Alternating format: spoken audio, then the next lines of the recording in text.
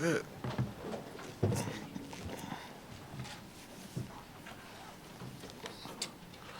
Brian, you ready to start?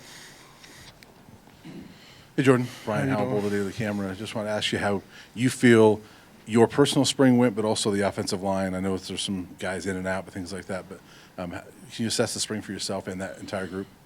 From a personal standpoint, as far as like I do two aspects. As far as like physical ability, I feel like I changed my body up a lot, and then technique wise, there's some things that I got to clean up, and they're gonna get cleaned up. But overall, we did good. We all gelled together, finding the right pieces, finding pieces that don't fit, and just mix and matching. That's what spring's all about, testing and trial and error, like putting something out and then see if it works. If it don't work, let's fix it. Where do we fix it? So I feel like we did very good in this spring. Hey, Jordan, Jake Schwannis, DMVR. You spoke about, last spring game and how that was kind of like your welcome to college football moment. Mm-hmm. Just how much do you feel like you've grown in terms of your play, leadership, all that stuff since then? I've grown a lot in like every aspect. Just being in college, like it just happens, just going day by day, and just competing. Just going in practice and competing, going against guys who want to get after the quarterback, and I feel like that helps me in like real game day scenarios. Good, Adam.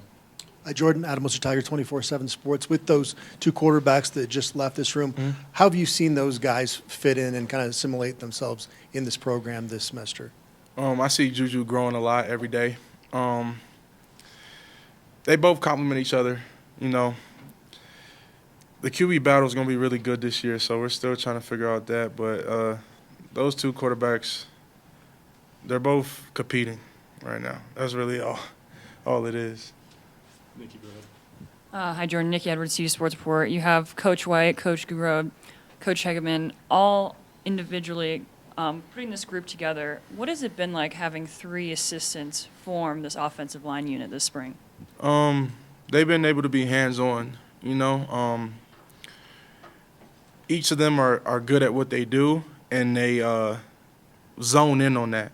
Sometimes you get one O-line coach who just talks to the tackles, talks to the center, talks to the guard, but Gunner may talk to the centers all week, and Big George played guard, so he'll talk to the guards that week, and then Coach Gerard, everything, so he'll talk to me and all the tackles. So, like, just being able to own in, and they all speak the same language, even though it might be one person saying this and one person saying that. They all speak the same thing, and that's one of the best online groups as far as coaches that I've been around.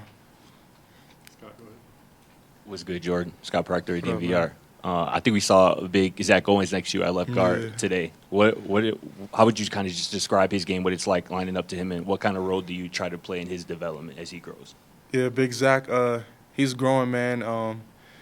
He brings the energy to the O-line every single day. He just be doing, like, emotes. And we have a good play. He'll just start emoting, and I'll be like, the next play, But, like, it's fun that he got that energy about him. And as far as his development, he lost the weight that he needed to lose. I feel like that's what held him back last year. But now he's starting to put everything together. And, like, he's going to be a guy we're going to run the ball behind him and just maul. Yeah. Matt, go ahead. Hey, Jordan, Matt Smith. After going through spring ball, I imagine you are probably on this list as well, but who would you say have emerged as real leaders of this group? It's like the team or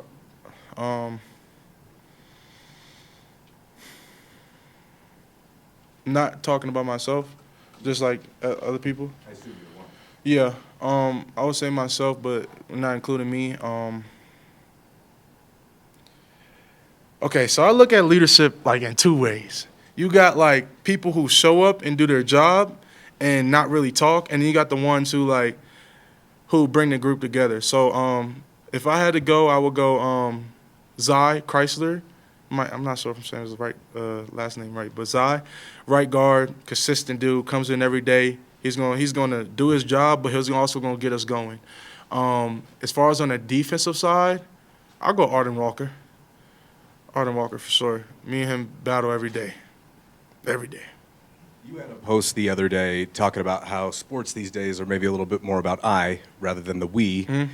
Will you explain some of your thinking behind where the state of college athletics is at? Yeah. touchy topic. Not saying that I don't like where it's at right now. I feel like some people take advantage of where it's at. So it's a blessing that we can get paid and get money, which is cool and it benefits. But sometimes you like lose sight of watching what other people are doing and try to, whatever team you're for, like hold them hostage, you know? Which is like, I don't think that should be done. And like Coach Prime says, I think if you don't perform and you're getting paid X amount of money, like it should be gone.